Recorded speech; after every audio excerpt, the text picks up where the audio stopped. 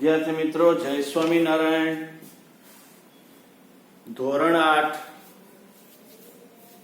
ગણિત પ્રકરણ 10 ઘન આકારોનું પ્રત્યક્ષીકરણ. તમે સામાન્ય રીતે જો આ બોર્ડ છે એ સમતલ છે, કેટલુંક આકૃતિઓ તમે જોઈ હશે કે જે એક પરિમાણની હોય, કેટલીક દ્વિપરિમાણની હોય, કેટલીક ત્રિપરિમાણની હોય. તો એ લખ્યું છે 7મામાં તમે સમતલ આકાર અને ઘન આકાર વિશે શીખી ગયા છો. સમતલ આકારોને બે માપ હોય, લંબાઈ અને પહોળાઈ, તેથી જ તેમને આપણે દ્વિપરિમાણ કહીએ. આ બોર્ડ છે એમાં એક લંબાઈ હોય, એક પહોળાઈ હોય, તો આપણે એને દ્વિપરિમાણ આકૃતિ કહીશું. એટલે કે એને ઇંગ્લિશમાં 2 ડાયમેન્શનલ આકાર કહેવાય. જ્યારે ઘન પદાર્થ કોઈ હોય, દાખલા તરીકે ઓલો પાસો હોય જેની ઉપર એક મીંડું, બીજા બાજુમાં 2 મીંડા, એમ 6 સુધીના હોય, તો એ પાસો એ ઘન આકાર ધરાવે છે. એને 3 માપ હોય, લંબાઈ હોય, પહોળાઈ હોય અને ઊંડાઈ અથવા ઊંચાઈ હોય. એને આપણે 3 ડાયમેન્શનલ આકાર કહીએ. તો દ્વિપરિમાણ આકૃતિને આપણે 2D અને ત્રિપરિમાણ આકૃતિને આપણે 3D વડે દર્શાવતા હોઈએ છીએ. તો અહીંયા આગળ ત્રિકોણ હોય, ચોરસ હોય, લંબચોરસ હોય કે વર્તુળ હોય, એમને તમે યાદ કરો. ત્રિકોણ, ચોરસ, લંબચોરસ, વર્તુળ એ બધી 2D આકૃતિઓ કહેવાય. શું કહેવાય? એને 2D આકૃતિઓ. પણ જ્યારે સમઘન હોય, નળાકાર હોય, શંકુ હોય, ગોળો હોય, ગોળક, એ બધી ત્રિપરિમાણ આકૃતિઓ કહેવાય. તો એના આધારે આપણને અહીંયા કેટલીક આકૃતિઓ આપેલી છે, આકારો. એ આકારોને આકારના પ્રકાર કહેતા પરિમાણમાં દર્શાવવાની છે. 2D છે કે 3D, દ્વિપરિમાણ છે કે ત્રિપરિમાણ, એમ અમે લખવાનું છે. અને પછી આકાર કયો છે એનું નામ લખવાનું છે. તો તમે જોશો કે જેની લંબાઈ અને પહોળાઈ એને સરખી દેખાય એને આપણે સમઘન કહેતા હોઈએ છીએ. તો આકારનું નામ છે સમઘન.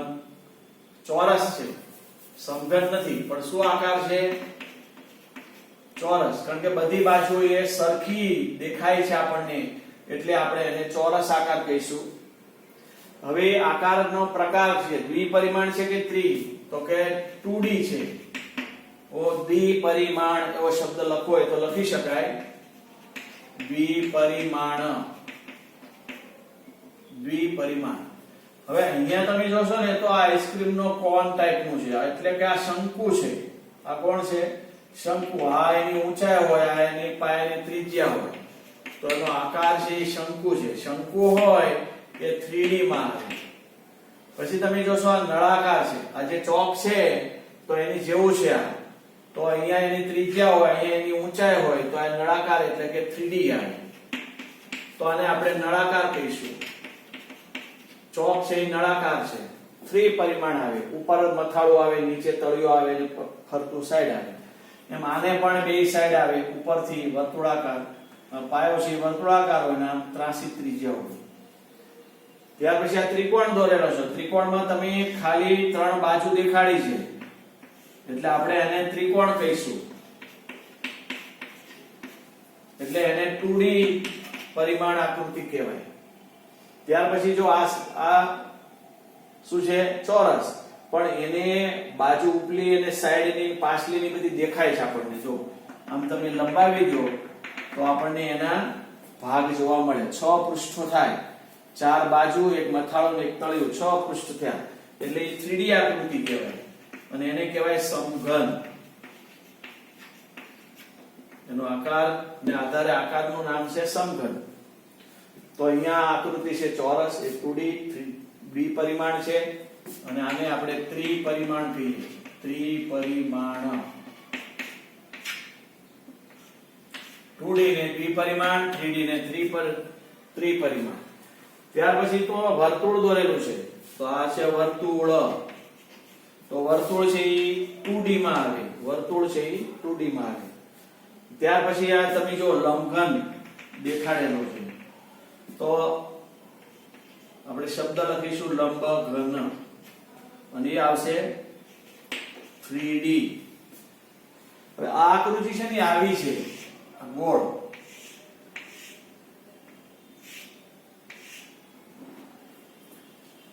ફૂટબોલ, વોલીબોલ, બાસ્કેટબોલ, તો એ આકૃતિનો ગોળો છે ઈ. પછી ગોળો ફેંકવાનો, ગોળા ફેંકનો ગોળો, એ આકૃતિ છે. તો ગોલક શબ્દ વાપરી શકાય. ગોલક. જો વર્તુળ હોવું અને ગોલક હોવું ફેર. પાપડ હોય, પાપડ, તો એ વર્તુળમાં ગણાય. તો અહીંયા આગળ 3D ફિલ્મ છે અને એનું નામ છે ગોલક. તો મિત્રો અહીંયા આગળ આપણને આકાર આપેલા છે અને એના નામ આપ્યા: ચોરસ, શંકુ, નળાકાર, ત્રિકોણ, સમઘન, વર્તુળ, લંબઘન અને ગોલક. તો આ રીતે આપણે એને પરિમાણમાં જોઈએ તો દ્વિપરિમાણ, ત્રિપરિમાણ, ત્રિપરિમાણ, દ્વિપરિમાણ, ત્રિપરિમાણ, દ્વિપરિમાણ, ત્રિપરિમાણ અને ત્રિપરિમાણ, એટલે 2D 3D માં વર્ગીકૃત કર્યું. તો આના આધારે તમને હવે થોડો ખ્યાલ આવ્યો હશે કે દ્વિપરિમાણ આકૃતિઓ કઈ અને ત્રિપરિમાણ આકૃતિઓ કઈ. હવે ઘણી વખત એવું બનવાનું કે આ આકૃતિઓની અંદર પણ એક આકૃતિમાં બીજી આકૃતિ જોડાયેલી પણ હોય.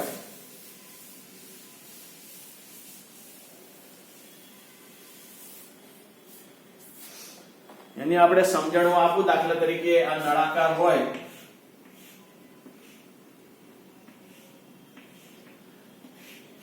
તો આમાં ઉપર તમને શંકુ આકાર ગોઠવી દેવામાં આવે. તો નળાકાર ઉપર શંકુ ગોઠવો તો એક નળાકાર અને એક શંકુ બંને ત્રિપરિમાણો છે, એટલે ત્રિપરિમાણિક આકૃતિ તમને ભેગી સંયુક્ત મળે. બીજી આકૃતિ તમે જોઈ હશે, આઈસ્ક્રીમનો કોન. આવી રીતે એક શંકુ આકાર છે.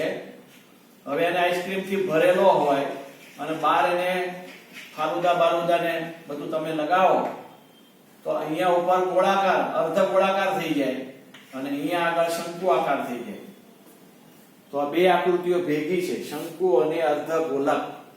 પરિમાણ તો 3 જ આવે, 3 ડાયમેન્શનલ પરિમાણ આવે, પણ આ શંકુ અને ગોળો, અહીં નળાકાર અને શંકુ, એવી જ રીતે એક અર્ધ ગોલક હોય. હવે એમાં પણ શંકુ હોય. તમે જોયું છે જૂના જમાનાનું ત્રાજવું.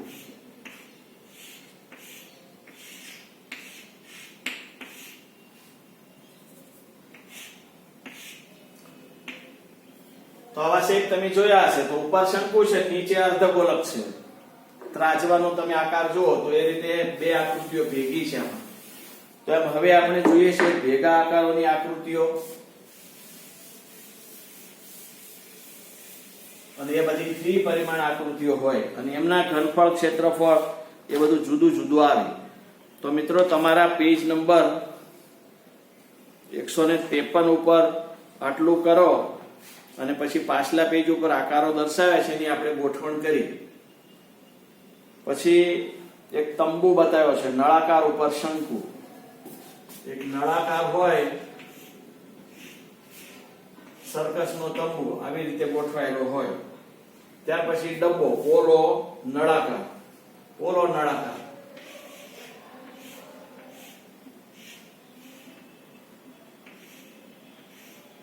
આ પ્રકારેનો એની ગોઠવણ હોય. તો પોલો નળાકાર, અંદર કઈ ભરી શકો તે.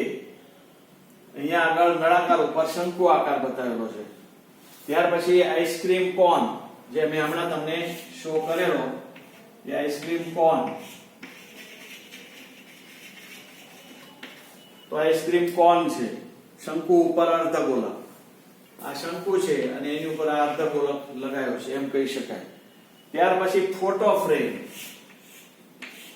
આપણે ફોટો ફ્રેમ જોતા હોઈએ છીએ.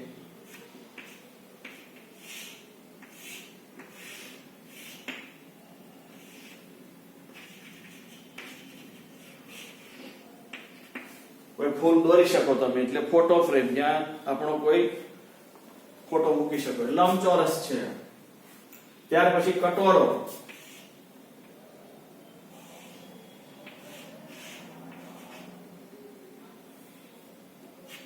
તો આ કટોરાની વાત લખેલી છે. અને ત્યાર પછી મિનારો. એક મિનારો અહીં આપણને શો કરેલો છે.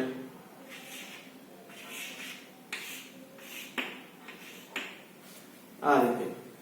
તો અહીંયા શંકુ આકારો એક પછી એક ઉપર શંકુ આકારો આગળ વધતા જાય છે તો એ મિનારો નળાકાર ઉપર અર્ધગોલક, આ નળાકાર છે શંકુ પણ કહી શકાય ને એની ઉપર પાછો અર્ધગોલક દેખાડેલો છે, તો એવી આકૃતિઓ અહીંયા બતાવેલી છે. હવે એના આધારે તમારે બીજી કેટલીક આકૃતિઓ આપી છે એનું સ્પષ્ટીકરણ કરવાનું કહ્યું છે. તો હવે આપણે જોઈએ તો આ બધી આકૃતિઓ યાદ રાખજો મિત્રો, ત્રિપરિમાણ છે, બે ભેગી આકૃતિઓ આવે ત્યારે. હવે અહીંયા એક પહેલું લખ્યું છે ખેતર, બીજું લખ્યું છે નળાકારમાં ખાંચો, નળાકારમાં ખાંચો, પછી ત્રીજું લખ્યું છે ભમરડો, ચોથું લખ્યું છે વર્તુળાકાર બગીચો, વર્તુળાકાર બગીચો, પછી પાંચમું લખ્યું છે રસ્તાની ચોકડી. હવે અહીંયા આગળ આકાર આપેલો છે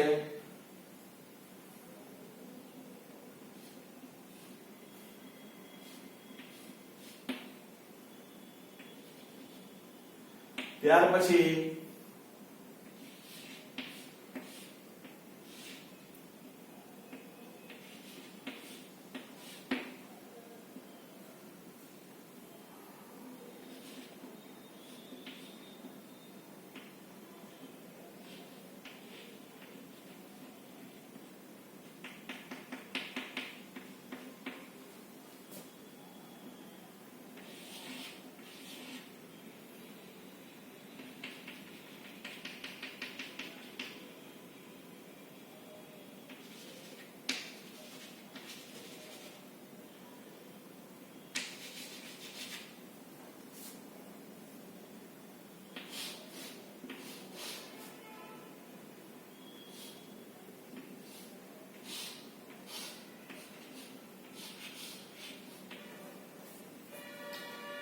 હવે આમની સામે અહીંયા ખેતર, નળાકારમાં ખાંચો, ભમરડો, વર્તુળાકાર બગીચો અને રસ્તાની ચોકડી, આવા 5 આકૃતિઓ આપણને આપેલી છે.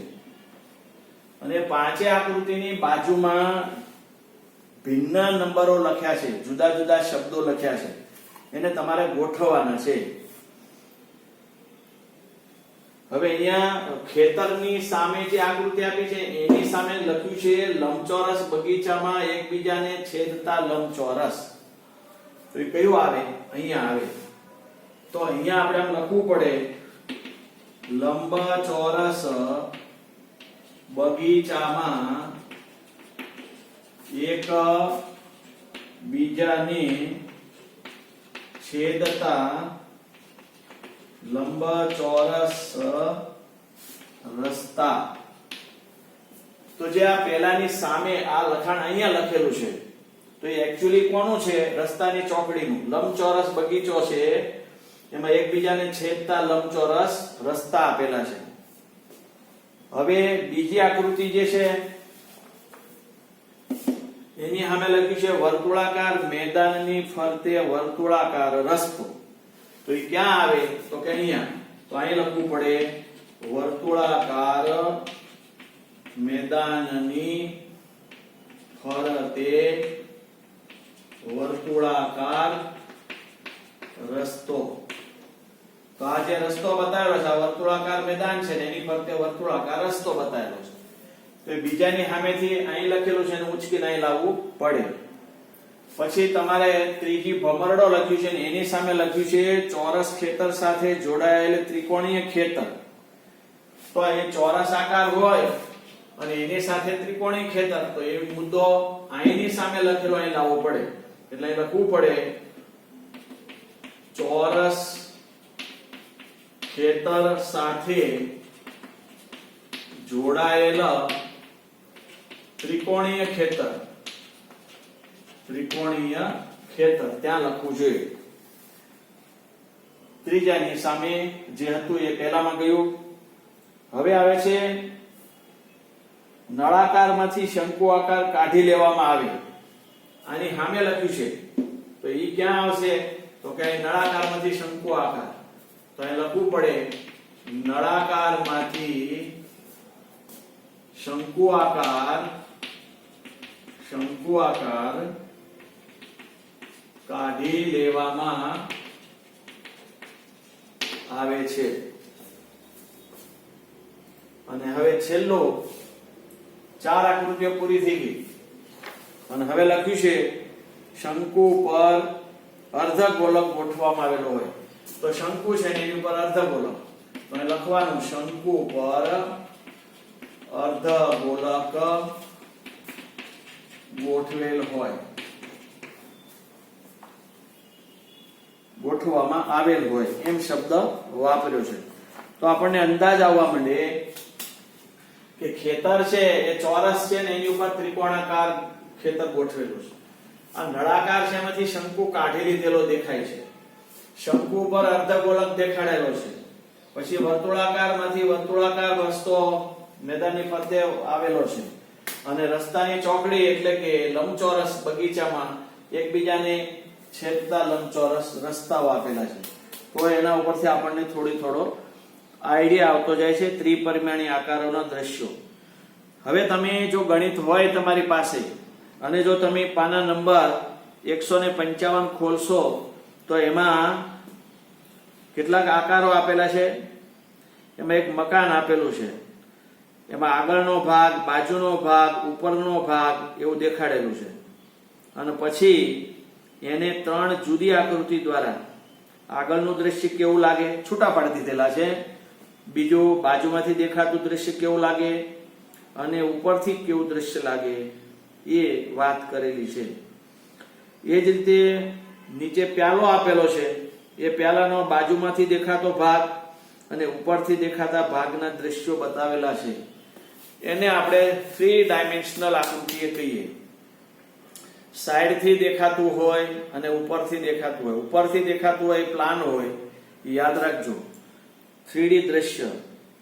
ઉપરનો ભાગ એને આપણે ટોપ કહેવામાં આવશે, બાજુમાં હોય એને સાઈડ કહેવામાં આવશે, આગળ હોય એને આપણે ફ્રન્ટ વ્યૂ કહીશું, પાછળ હોય એને બેક વ્યૂ કહીશું, ડાબી બાજુ હોય એને લેફ્ટ સાઈડ કહીશું, જમણી સાઈડ હોય એને રાઈટ સાઈડ કહીશું.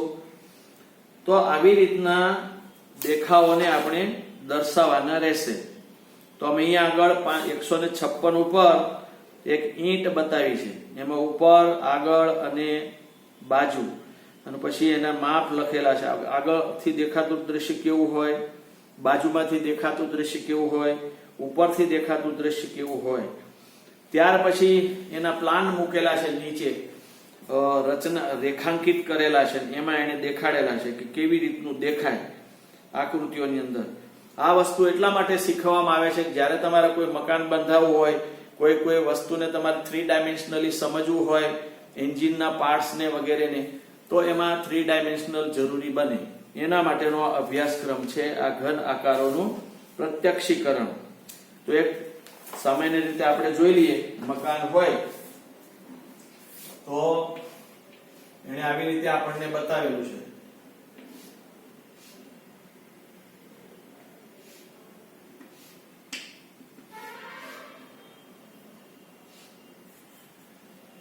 તો તમે જોશો કે અહીંયા આગળનું દ્રશ્ય છે એટલે કે આગળનો ભાગ બતાવેલો છે, પછી અહીંયા આગળ બાજુનો આકાર દેખાડેલો છે, આ બાજુ બતાવેલી છે અને આ ઉપરનું દ્રશ્ય છે.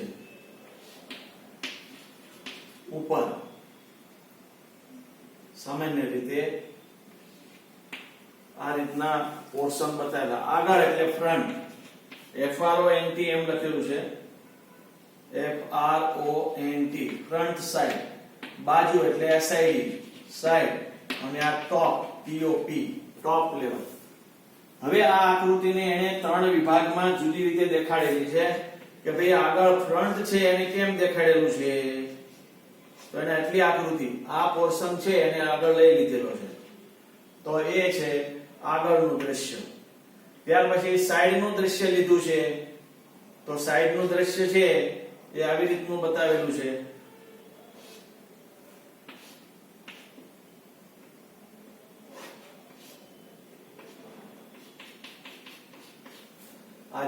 પોર્શન છે એ આખો લઈ લીધેલો છે, એટલે એને બાજુ કહેવાય, સાઈડ, બાજુમાંથી દેખાતું. અને પછી ઉપરથી કેમ દેખાય છે તો કે તમે જોશો તો ઉપરનું છાપરું તમને દેખાવા મળશે. ઉપર જુઓ, ઉપરથી પ્લેનમાંથી, હેલિકોપ્ટરમાંથી જુઓ તો આ બે ઢાળિયા, એક આઈકોનનું ઢાળિયું, એક આ ઢાળિયું, એમ બે બાજુના ઢાળિયા તમને જોવા મળે. તો એ 3 ડાયમેન્શનલ આકૃતિઓ તમને ખ્યાલ આવે. તો આ ઉપરથી આવું લાગે, આગળથી આવું, સાઈડમાંથી આવું લાગે, આગળથી આવું લાગે. તો એક જ વસ્તુ 3 ડાયમેન્શનલ છે, એના પોર્શન છૂટા પાડીને તમે અભ્યાસ કરો તો એનો વિશેષ મહાવરો પ્રાપ્ત થાય. તો એના આધારે હવે આપણે 10.1 સ્વાધ્યાય છે એનો જે આકૃતિઓ આપેલી છે, એના દેખાવો આપેલા છે, એને આપણે જોડવાના છે કે બાજુનો આકાર કેવો હોય, ઉપરનો આકાર કેવો હોય. વસ્તુ આપેલી છે પહેલા કોલમમાં, બીજા કોલમમાં બાજુનો દેખાવ છે, ત્રીજા કોલમમાં ઉપરનો દેખાવ છે, તો તમારે એને જોડવાના છે. એ જ રીતે બીજા દાખલાની અંદર એક વસ્તુ આપી હોય અને એના 3 પોર્શન સાઈડમાં આપેલા હોય તો કયો ફ્રન્ટ છે, કયો સાઈડ છે, કયો ટોપ છે, એનું યાદી કરવાની છે. અને એના આધારે ત્રીજાની અંદર એક વસ્તુ બતાવેલી છે તો એના કયા કયા પોર્શન સાઈડમાં છે એનું વર્ણન આપણે કરવાનું છે. તો હવે પછીના તાસની અંદર જ્યારે મળીએ ત્યારે 10.1 એ આપણે ગણીશું. પણ તમારે પાકી નોટની અંદર આ બે મુદ્દા તમારે ધ્યાનમાં લેવાના છે. પહેલું, પાના નંબર 151 ઉપર જે આપણે ગોઠવણ કરી દ્વિપરિમાણ ત્રિપરિમાણ કોષ્ટક, અને બીજું આકાર પ્રમાણે એને ગોઠવણ કરી, એ બે તમારે લખવાના રહેશે. હવે પછી 10.1 હવે પછીના તાસમાં આપણે જોઈશું. અસ્તુ. જય સ્વામિનારાયણ.